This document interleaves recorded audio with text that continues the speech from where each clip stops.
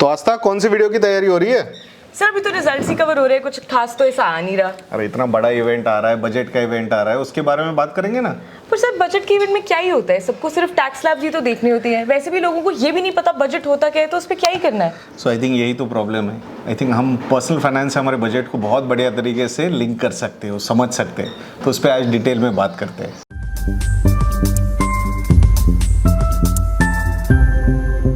Sir ये India का budget कहाँ ही समझ आता है हम इन्वेस्टर्स को। हमारे लिए तो सिर्फ एक ही बजट समझ में आता है, जो घर का बजट बनता है, नॉर्मल खर्चा पानी क्या है। तो आई थिंक उसी तरीके से हम ये भी तो समझ सकते हैं कि क्या इनकम है, क्या मतलब एक्सपेंसेस है, वो सारी चीज़ें हम वही उससे लिंक करके डिस्कस कर सकते हैं। ये सारी चीज़ें हम बट सर कैसे रेवेन्यू कैसे डिस्कस करेंगे हम इनका? सी आई थिंक रेवेन्यू, अब घर की मतलब पर्सनल फाइनेंस में अगर हम देखते हैं, घर का बजट में अगर हम देखते हैं, तो रेवेन्यू कहाँ से आता है? हमारी सैलरी होती है या बिजनेस इनकम होता है। सो अगर एक गवर्नमेंट को भी एक हम घर बोल के देख रहे हैं, तो गवर्नमेंट का रेवेन्यू कहाँ से आता है? तो ये जो हम टैक्सेस पे करते हैं, करेक्ट, फिर वो इनकम टैक्स हो या कॉर्पोरेट टैक्स हो या फिर इनडायरेक्ट टैक्स में जो जीएसटी वगैरह हो, तो ये सारी चीज़ें जहाँ से गवर्नमेंट पैसा कलेक्ट करता है, तो ये सारा पैसा जब मिल जाता है उनको, तो वहाँ से फिर वो सारे अपने एक्सपेंडिचर वैसे ही प्लान करते हैं। सर ये तो मैं समझ गई कि जो रेवेन्यू आता है, तो हम इस बार का जब बजट आएगा तो हम देखेंगे कि गवर्नमेंट का रेवेन्यू कहाँ से आया और कितना आया। बट सर ये इतने सारे रेवेन्यू का गवर्नमेंट करती क्या है?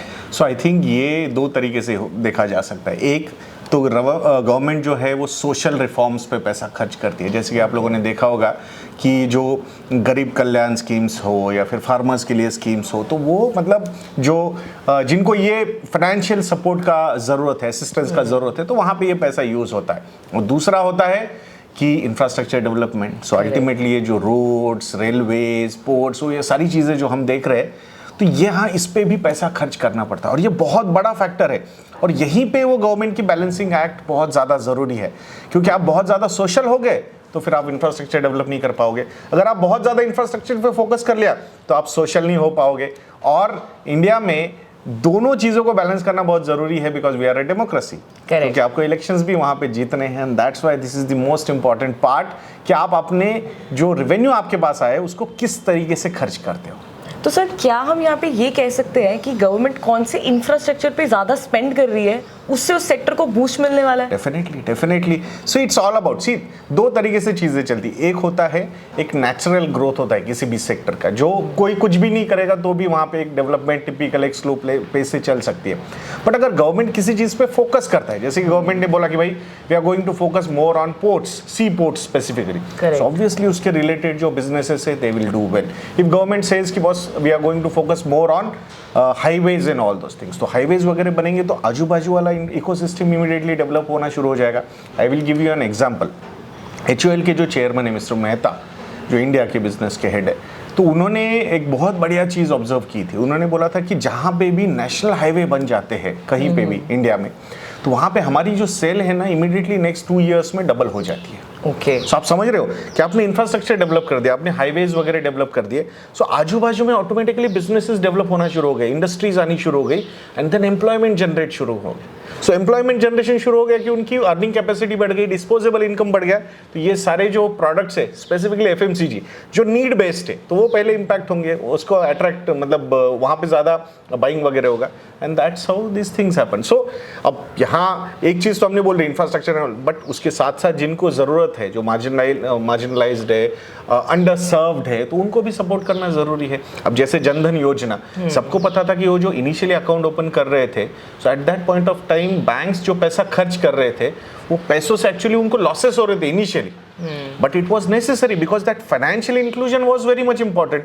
अब जब फाइनेंशियल इंक्लूजन हो गया, वहाँ पे वो सोशल एंगल पहले था, बट बाद में जब ये डायरेक्ट बेनिफिट ट्रांसफर वगैरह थे, जहाँ पे 90% तक करप्शन होता था, ऐसा बोला गया था एक बार, अब वो पूरा का पूरा पैसा उनके हाथ में जा रहा है। सो कुछ स्पेंडिंग उन्होंने भी की, बट एक अलग तरीके का इंफ्रास्ट्रक्चर वहाँ पे उन्होंने डेवलप किया, एंड दैट्स व्हाई ये जो रेवेन्यूज है इसको बहुत सही तरीके से स्पेंड करना इज वेरी इंपॉर्टेंट। सर ये सुन के तो मुझे लग रहा है कि गवर्नमेंट का हमेशा एक्सपेंडिचर ही ज़्यादा होता होगा रेवेन्यू से। सो बहुत बार वही होता है सो नॉर्मली इनकम कम और एक्सपेंडिचर ज़्यादा, और इसी को तो हम फिजिकल डेफिसिट करते हैं। डेफिसिट बोलते हैं ना हम, मतलब हम जैसे पर्सनल अपने इसमें जब बात करते हैं कि भाई इनफ्लो कम है और आउटफ्लो ज़्यादा है, तो ऑटोमेटिकली विल से कि भाई हमें कहीं ना कहीं कुछ चीज़ें एडजस्ट करनी पड़ेगी। So that's what the physical deficit is all about. Physical ये वर्ड कहाँ से आया? Because physical is financial year, so financial year का deficit, so that's what this is. Okay, but sir एक क्वेश्चन मेरे दिमाग में और आ रहा है, अगर गवर्नमेंट का रेवेन्यू कम है और एक्सपेंडिचर ज़्यादा है तो वो उतना एक्सपेंस करता कैसे है? मतलब फॉर एग्जाम्पल अगर गवर्नमेंट का रेवेन्यू इज 100 करोड़, एक्सपेंडिचर कर रहे हैं वो 120 करोड़, तो वो 20 करोड़ कहाँ से आया? सर एग्जाम्पल अभी मैं बात करता हूँ तो यहाँ पे पर्सनल फाइनेंस में चलते हैं। ओके। कि आपकी एक सैलरी है, आपका एक्सपेंडिचर है, बहुत सही से चल रहा है, बट आपको कुछ नई चीज़ लेनी है, तो वहाँ पे डेफिसिट आ जाता है कभी कभी। Correct. तो आप क्या करते हो? तो फिर हम लोन लेते हैं। बस गवर्नमेंट भी वही करता है। So that's called as government debt. ये जो आजकल हम बहुत ज़्यादा सुन रहे हैं ना, debt to GDP ratio US का 200% से ज़्यादा हो गया, इसका 250% हो गया, India is still at better position compare to them. So this is all about. So उनको लोन लेना पड़ता है, और अल्टीमेटली ये जो कॉन्शियसनेस क्रिएट हुआ है ना पूरी दुनिया में, अरे बाप रे डेट टू जीडीपी बढ़ रहा है, कभी ना कभी तो उसको रीपे करना होगा। Right. So it's like if we are taking loans now, so I think somebody will have to pay that at some point of time, या फिर पूरी दुनिया एक बार रीसेट हो जाएगी and then things will start from zero.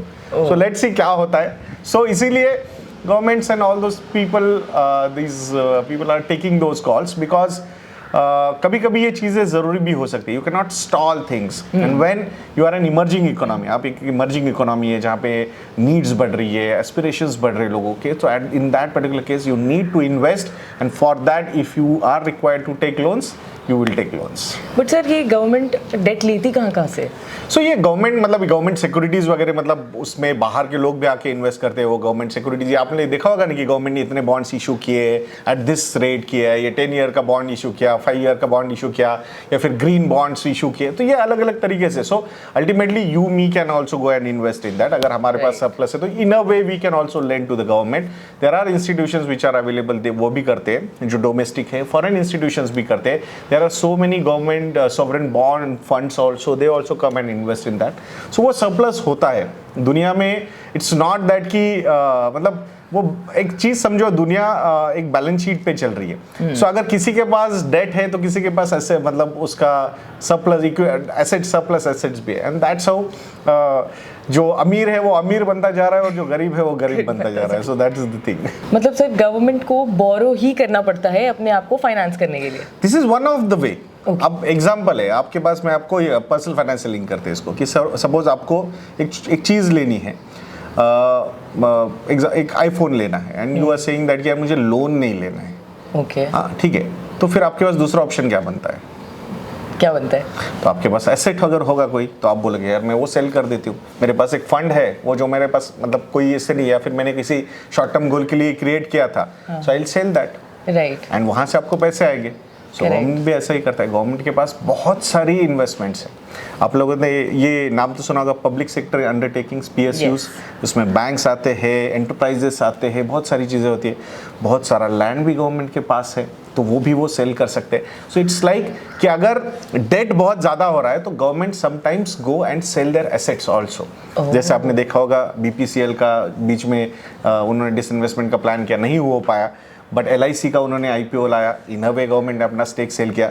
IDBI bank में अपना stake sale करना चाहता है एंड इस बार भी एक और बैंक है जिसकी दो बैंक्स आने वाले हैं एक्चुअली, दो banks. IDBI is not PSU bank, so वो तो अलग है, वो तो करेगा। और दो बैंक्स आने वाले हैं जिसके नाम डिसइन्वेस्टमेंट के पॉइंट ऑफ व्यू से। तो गवर्नमेंट के पास एसेट्स भी बहुत है। और एक सिंपल चीज है कि व्हाई अदर पीपल और foreign institutional investors are coming and investing into government debt. क्यों ले रहे हैं वो? बिकॉज दे नो दैट कि भाई एसेट्स है, asset backed, this government is backed by good assets, and that's why they are investing. So they know that कि अपना पैसा वापस मिलेगा। So that's the gist. तो मतलब इस बजट में the one more thing that investors can look into is the disinvestment, कि कौन से ऐसे बैंक्स हैं जो गवर्नमेंट अपने एसेट से रिड्यूस करेगा। और आपने देखा होगा कि फाइनेंस मिनिस्टर हमेशा बोलते हैं कि इस साल का डिसइन्वेस्टमेंट का टारगेट इतना है, इस साल का डिसइन्वेस्टमेंट का टारगेट उतना है।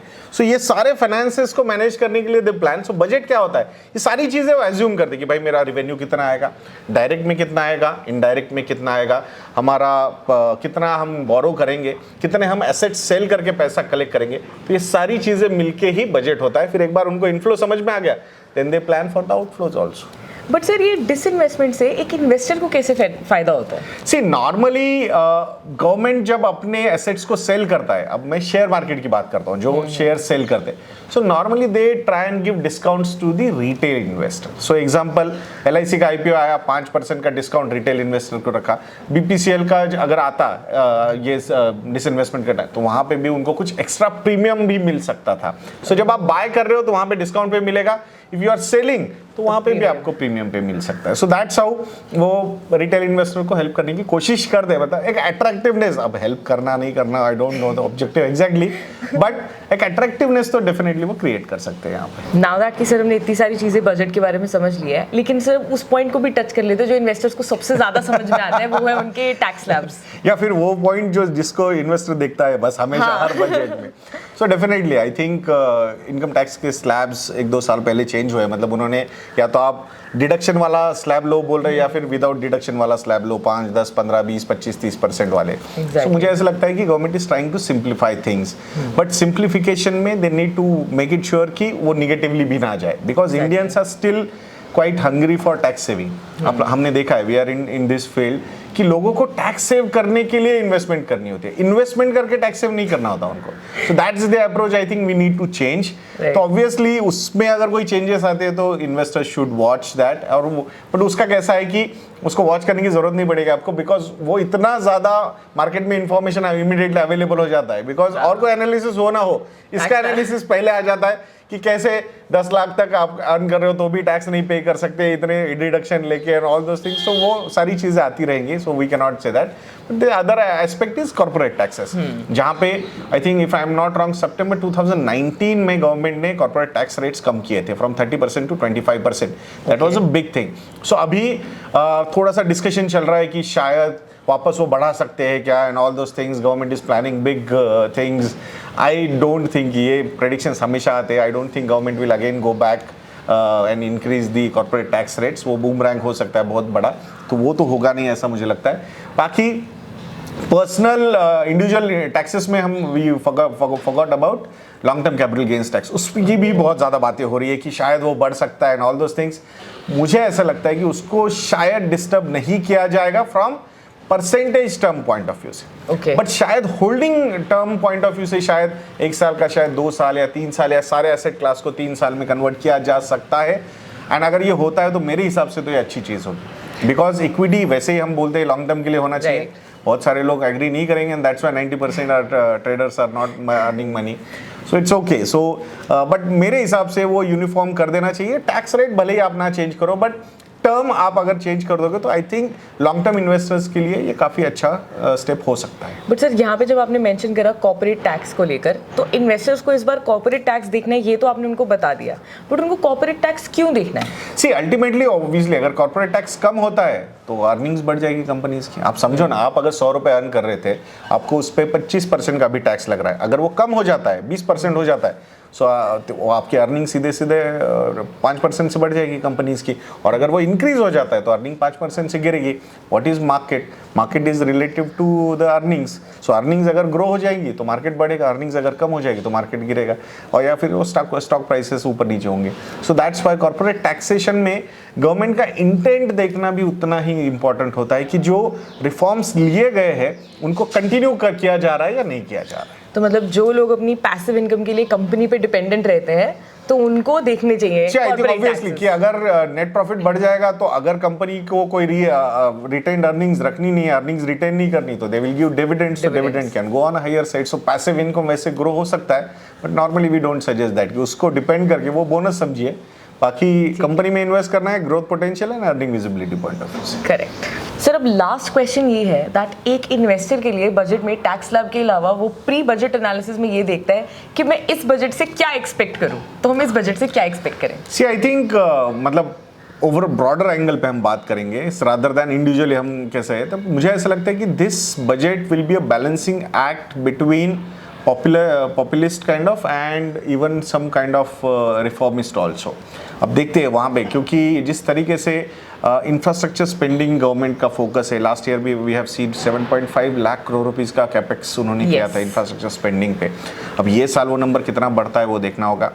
सोशल रिफॉर्म्स में उन्होंने कुछ मतलब एलोकेशंस वो बढ़ाते हैं क्या, वो देखना भी उतना ही ज़रूरी है, because it will not yield anything from long term growth point of view से। वो इंस्टेंट थोड़ा सा ग्रेटिफिकेशन होता है फॉर शॉर्ट टर्म में जो पोल्स आ रहे हैं उसके लिए। अब ये देखना पड़ेगा कि जो गवर्नमेंट सेंटर में है उनके सर्वेज क्या बोल रहे हैं। अगर उनके सर्वेज बोल रहे हैं कि भाई नहीं कोई टेंशन नहीं है, we will still win, so then the budget will be more on infrastructure development. अगर वहाँ पे कुछ चीज़ें थोड़ी सी अनसर्टेन लग रही है, 4 स्टेट के इलेक्शंस भी है if I am not wrong, तो फिर थोड़ा बहुत पॉपुलिज्म भी हो सकता है। So let's see, I think जब बजट आ जाएगा तो I think we will have more discussions. ये बजट सर वैसे इंपॉर्टेंट भी होगा बिकॉज अगले साल इलेक्शंस है। एग्जैक्टली, ये फुल फ्लेजेड लास्ट बजट है, मतलब ये गवर्नमेंट का इस गवर्नमेंट के टर्म में, because next year they can not give full fledged budget because मई में इलेक्शंस हैं, और तो वो 2-3 महीने के पॉइंट ऑफ, मतलब ओवरऑल पूरे साल का प्लान करते हैं, बट कुछ ऐसे बड़े रिफॉर्म्स वगैरह वो डिक्लेयर नहीं कर सकते वहाँ पे। तो अपने बजट अगले साल के इलेक्शन के लिए भी ये बजट आई थिंक वही तो, ये नॉर्मली हमने देखा है कि थोड़ा सा बैलेंसिंग एक्ट करना पड़ता है गवर्नमेंट्स को। Let's see. So this was all about the pre budget analysis, and ये वीडियो को हमने स्पेशली इस तरीके से बनाया है ताकि आपको भी समझ में आए कि जब बजट आएगा तो कौन सी चीज़ देखनी है, एंड इस तरीके से भी बनाया गया है कि आप बड़े हो या आपके साथ बच्चे हो वो भी इस वीडियो को बेहतर तरीके से समझ सके एंड बजट को समझना आपके लिए इजी हो जाए। तो इस बजट की एनालिसिस से आपको बहुत हेल्प मिलेगी। ऑल्सो जब फर्स्ट को बजट आएगा तो उसके बाद हम पोस्ट एनालिसिस भी करेंगे। तो आपने इस बार बजट में क्या सीखा, आपको इस वीडियो से क्या हेल्प मिली, वो उस पोस्ट बजट एनालिसिस में जो सत्संग होगा उसमें अपने व्यूज़ हमें ज़रूर बताएं। वीडियो अच्छा लगा है तो लाइक करें, मैक्सिमम लोगों के साथ शेयर करें ताकि उनकी भी नॉलेज इस बजट से बहुत इंप्रूव हो सके। मिलते हैं अगले वीडियो में। Thank you so much.